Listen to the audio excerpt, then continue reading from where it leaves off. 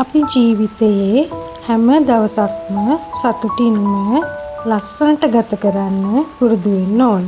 ඇත්තටම මේ හිම ගත කරපු දවසක් තමයි මම ඔයාලත් එක්ක මේ ෂෙයා කරගන්න හදන්නේ. මේ බලන්නකෝ මේ වත්සුද්ද මල් ගහ. ඇත්තටම මේක චූටි පැලයක්. ඒත් දැන් ගොඩ දවසකින් එයා ඉඳලා ගොඩාක් මල් පිරලා තියෙනවා. ඉතින් මම බුදුන් වඳින්න මෙතනින් තමයි මල් කඩා ගන්නේ. ඉතින් අද උදෙන්ම බුදුරජාණන් වහන්සේට පූජා කරන්න මම කිරි ආහාර පූජා කරන්න තමයි අද හදන්නේ. මේ පාත්‍රය සකසන ගමන් තමයි ඉන්නේ. ඉතින් මම හරිම ආසයි මෙන්න මෙහෙම කෙසල් කොලයක් කපලා පාත්‍රයේ උඩින් තියලා ඒකට බුදු පූජාව පිළියෙල කරන්න. ඇත්තටම ඉතින් කිරි ආහාර පූජාවක් කියලා කියන්නේ ගොඩාක් ආනිසංස දෙන පූජාවක්. ඉතින් මේ වගේ කිරිබත් පාත්‍රයක්ම පූජා කළා ලැබෙන පින ඇත්තටම ගොඩාක්ම වැඩි. ඉතින් ඊට පස්සේ ඉතින් මගේ බබාලත් හරිම කැමති කිරිබත් කන්න. අද වෙනසකටත් එක්ක මම කොම්පිට්ටු කිරිබත් හැදුවා. ඉතින් ඒකට තව රසම රස පොනිස්සෝ දාලා රසම රස සීනි සම්බල්ලෙහිකුත් හදාගත්තා. ඇත්තට මේ සීනි සම්බල්ලේ ගොඩාක් රසට තිබුණා. පොනිස්සෝ එහෙම දැම්මම ගොඩාක්ම රසයි ඒක. ඉතින් ඔන්න බලන්නකෝ මම දැන් මේ බුද්ධ පූජාව පිළියෙල කළා. ඇත්තටම අපේ උඩ තට්ටුවේ තමයි අපි පහන තියන්න ලෑස්ති කරලා තියෙන්නේ. ඉතින් අපේ ගෙදර කවදා හරි හදපු දවසක බුදුරජාණන් වහන්සේට වෙන්නුණු වෙනම ස්ථානයක් තියන්න තමයි my husbandුයි හැමදාමත් හිතුවේ. ඒක හැබැයි ගෙදර තියෙන හොඳම තැන, පිළිවෙලම තැන, ආරක්ෂිතම තැන වෙන්න ඕන. ඉතින් මං හිතනවා අපේ මේ උඩ තට්ටුවේ තියෙන මේ ස්ථානය ගොඩාක් හොඳයි මේ අපිට බුදුන් වන්දනා කරන්න කියලා. ඇත්තටම මේ විදිහට ඔයා බෞද්ධ ආගමක කෙනෙක් නම් ඔයාටත් මේ වගේ ලස්සනට තැනක් ගෙදර වෙන් වෙලා ඇති. ඉතින් ඒකට ගොඩාක්ම සාත්තු කරන ගමන් ඒකට ආස කරන ගමන් තමයි මම නම් ඉන්නේ. ඉතින් මේ තියෙන්නේ මගේ මල් පාත්‍රය.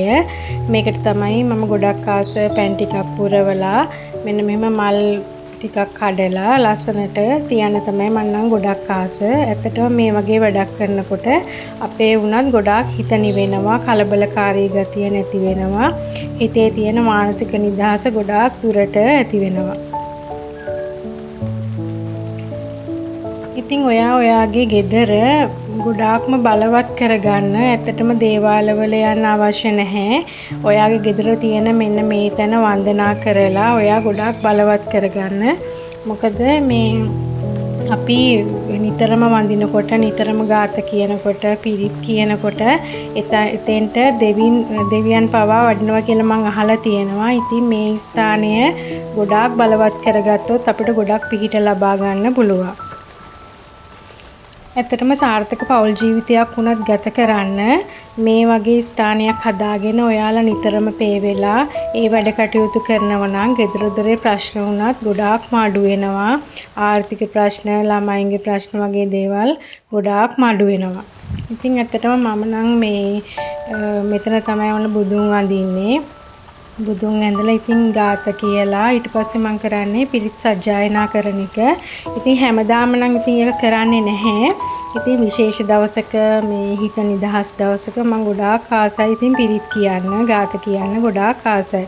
ඉතින් ගොඩක් දුරට අර ලෙඩ රෝග තියෙන කාලෙට මම කියන්නේ බොජ්ජංග පිරිත කියනවා, අඟුලිමාල පිරිත කියනවා, ඊට පස්සේ තුන් සූත්‍රය කියනවා. ඒ වගේ කරලා ඒ ස්ථානයේ ටිකක් බලවත් කරගන්නවා, දෙවියන්ට පින් දෙනවා, අනුමෝදන් කරගන්නවා. ඉතින් මේ තියෙන්නේ මගේ පිරිත් පොත. ඉතින් මේකෙන් තමයි මම පිරිත් කියන්නේ. ඇත්තටම සමහර ගොඩාක් පිරිත් මට කටපාඩම්. ඒ වෙනම හේතුවක් නිසා නෙවෙයි. ඉතින් අර හිත නිදහසේ ගොඩක්ම සජ්ජායනා කළ වැඩි වෙලා තමයි ඒ පාඩම් වෙන්නේ. ඉතින් ලස්සන පෞල් ජීවිතයක් ගත කරන, සාර්ථක ජීවිතයක් ගත කරන්න ඇත්තටම ගොඩක් හොඳයි. දරුවා වුණත් මේකට යොමු කරනවා නම් ඉතින් එයාලගේ අධ්‍යාපන කටයුතු වුණත් සාර්ථක කරගන්න ගොඩාක් ප්‍රයෝජනවත් වෙනවා. ඉතින් මේ අපේ පින්කම් වලට දරුවෝ සහභාගී කරගන්නවා කියන්නේ මේ හරිම හොඳ දෙයක්. මොකද අපේ හස්බන්ඩ්ලා මේ එහෙම සම්බන්ධ කරගන්නවා කියන්නේ ඇත්තටම ගොඩක් හොඳ දෙයක්. ඉතින් මේ අපේ හස්බන්ඩ් හරිම ආසයි මේ වගේ වැඩවලට. මොකද එයා තමයි අපිට බණ අහන්නත් ගෙදර පුරුදු කරේ. මොකද ඔයාලා දන්නවනේ එයා දැන් වැඩ කරන්නේ ශ්‍රී ලංකා පොලිස් දෙපාර්තමේන්තුවේ කියලා. ඇත්තටම එහෙදී 119 වලට එන ප්‍රශ්න අපිට හිතා ගන්නවත් බැහැ. පවුල් ආරවුල් මද්ද්‍රව්‍ය ඊට පස්සේ ස්ත්‍රී දූෂණ වගේ ඒවා හරියට තියෙනවා. ඉතින් එයාලා ගොඩාක් ප්‍රශ්න විසඳලා තමයි ගෙදරට එන්නේ. ඉතින් ඒ අවස්ථාවේ අපේ ගෙදරත් ප්‍රශ්නයක්. ඉතින් එයාගේ ඔළුවට වැටෙනවා කියන්නේ එයාට ඇත්තටම මානසික නිදහස කියන දේ ගොඩාක්ම දුරට නැති වෙලා යන වැඩක්. ඉතින් මම මගේ ජීවිතයේ තියෙන ප්‍රශ්න කරදර මං ඉතින් මෙතෙන්ට තමයි කියලා ඒව ගොඩාක් දුරු කරගන්නේ. ඇත්තටම ඔයාටත් බුදුන් වඳින්න ලස්සන තැනක් හදාගන්න. ඉතින් ඒක ඇත්තටම ගෙදර තියෙන නිස්කලංකම තැන තමයි ඔයා තෝරගන්න ඕන. ඊට පස්සේ එතන ටිකක් සුද්ධ කරලා ක්ලීන් කරලා ඊට පස්සේ මකුණු දැල් තියෙනවා නම් ඒ ටික කඩලා ලස්සනට එතන තියෙන පහන් කණුව තියාගන්න. ඊට පස්සේ කහදියර ටිකක් ඉහලා සුවඳ තුම් ටිකක් ඉහලා හොඳට බලවත් කරගන්න මේ ස්ථානය. ඊට පස්සේ ඉතින් Tamanට තියෙන විදියට මල් වටියක් කඩලා පැන් භාජනයක් තියලා සුවඳ දුම් ටිකක් පූජා කරලා හැමදාම හවසට හරි උදේට හරි ඔයාට පුළුවන් වෙලාවක මේ බුද්ධ වන්දනාවේ යෙදෙන්න ඔයා නිතරම උත්සාහ කරන්න. ඉතින් ඇත්තටම අපි කාන්තාවන් විදියට රැට ගොඩක් දුරට අපිට කාර්යබහුලත්වයේ වැඩි. මොකද දරුවන්ගේ වැඩ තියෙනවා. ඊට පස්සෙන්දා ඉස්කෝලේ යන්න බඩු ලෑස්ති කරගන්න තියෙනවා. ස්කූල් වැඩ කරවන්න තියෙනවා. ඉතින් ඇත්තටම හරීම කාර්යබහුල ජීවිතයක් තමයි ගත කරන්නේ. මම නම් දවසේ මට පුළුවන් වෙලාවක තමයි මම මේ බුද්ධ වන්දනාවේ යෙදෙන්නේ. එහෙම නැතුව හරියටම පහන 6ට තියන්න ඕන. හැමදාම උදේම බුද්ධ පූජාව තියන්න ඕනේ. එහෙම ඉතින් මම කරන්න මට බෑ. මොකද මගේ බබාලත් එක්ක හරිම අමාරුයි ඒ වගේ වැඩ කරගන්න. හරිම ටයිම් එක හදාගන්න බෑ. ඉතින් සමහරක් වෙලාවට මම මගේ වැඩ ඉවර කරලා ඇඟපත සෝදගෙන මම උදේ 10 11ට වෙද්දිත් මම බුදුන් වඳිනවා. ඉතින් මං හරි ආසයි මෙන්න මේ වගේ ලස්සනට මේ තැන තියාගන්න. ඉතින් සමහර දවස්වලට මම කේක ඉන්ඩෝර් ප්ලාන්ට්ස් තියලා ලස්සන කරගන්නවා. සමහර කාලවලට ඒවා වෙනස් කරනවා. තව මම පිරිකර කඩේකට එහෙම ගියොත් ලස්සන දේවල් දැක්කොත් ඒවා ගෙනල්ලා තියෙනවා. අන්න ඒ වගේ මම හරි ආසයි මට අර ආස හිතෙන විදියට මේ තැන හදාගන්න. මොකද මමනේ මෙතන වැඩිපුර ගැවසෙන කෙනා. ඉතින් මම ගොඩාක් ආසයි මෙතනට වෙලා කාලය ගත කරන්න. ඇත්තටම ගොඩාක් ආසයි.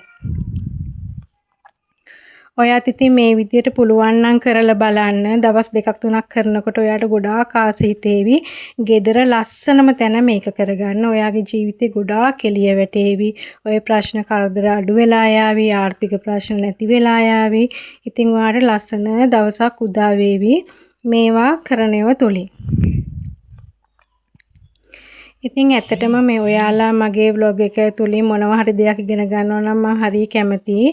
ඉතින් මගේ vlogs බලනකොට ගොඩක්ම ස්තුතියි කියලා කියන්න ඕන. මොකද ලස්සන කමෙන්ට් එහෙම මට වැටෙනවා. ඉතින් මම ඒවට ගොඩාක්ම ස්තුතියි කියලා කියන්න ඕන. ඉතින් මේ තියෙන්නේ මම සුවඳ පූජාව කරන විදිය.